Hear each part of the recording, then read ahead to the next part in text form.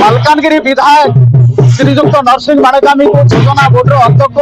କରିବାରୁ ଆଜି ଯୋଉ ତାଙ୍କୁ ସ୍ୱାଗତ ସମ୍ବର୍ଦ୍ଧନା ଜଣାଉଛନ୍ତି ଭାରତୀୟ ଜନତା ପାର୍ଟିର ଯୋଉ ମାଲକାନଗିରି ଜିଲ୍ଲାର ଯୋଉ ନେତାମାନେ କୋଣ ମାଲକାନଗିରି ଜିଲ୍ଲାର କୋଣ ଅନୁକୋଣରୁ ଯୋଉ ନେତାମାନେ ଆସିଛନ୍ତି ସବୁ ନେତାମାନେ ଯୋଉ ଭୈରବ ମନ୍ଦିର ଗୋଟେ ପ୍ରସିଡିଂ କରିକି ତାଙ୍କୁ ଯୋଉ ମାଲକାନଗିରି ଡିପିସି ଅଫିସ ଯାଏ ତାଙ୍କୁ ନେଇଯିବେ ଆଜି ସେଇ ସ୍ୱାଗତ ସମ୍ବର୍ଦ୍ଧନାରେ ଆମ ସହିତ ଅଛନ୍ତି ମାଲାବାର ମଣ୍ଡଳର ଯୋଉ ସାଧାରଣ ସମ୍ପାଦକ ସିଧାସଳଖ ତାଙ୍କ ପ୍ରତିକ୍ରିୟା ନେବା କଣ କହିବେ जो आज जो नरसिंह माणकामी जो मालकानगिरी विधायक को जो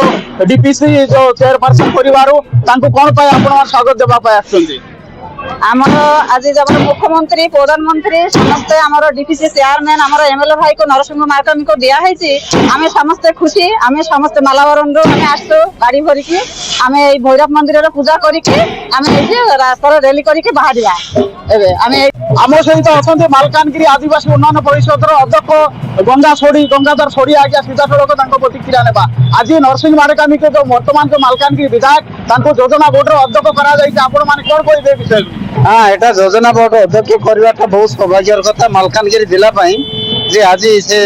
विधिवत भाव में सरकारी दायित्व नेउछंती ये जिला शुभंकर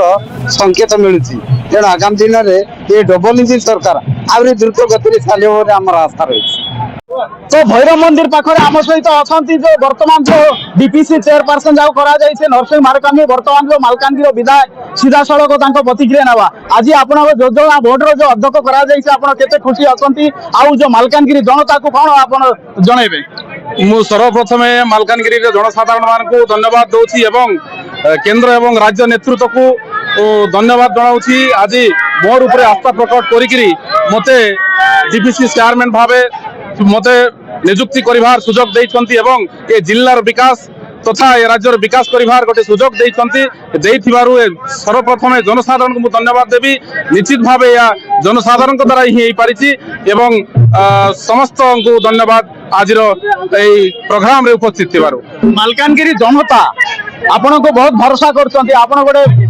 युव नेता तथा युव विधायक एवं वर्तमान आपण को योजना बोर्ड अध्यक्ष करा जायछि आपण ए विश्वास को जे आस्था को केमिति बरकरार रखिबे निश्चित भावे मालकानगिरी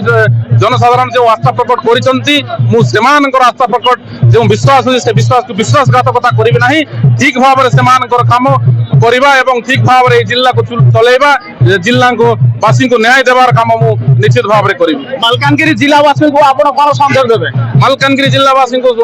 एडी संदेश देबी आपण मानकर जो आशीर्वाद मो ऊपर अछि से आशीर्वाद सदा सर्वदा रहू एवं आपण मानकर काम करिबा पई मु सक्षम अछि निश्चित मु आपण मानकर संगे रही आपण मानकर काम करिबी न्यूज ओडिया 30 चैनल रो नुवा नुवा अपडेट शीघ्र देखिबा पई चैनल को सब्सक्राइब शेयर लाइक एवं कमेंट्स करंतु धन्यवाद।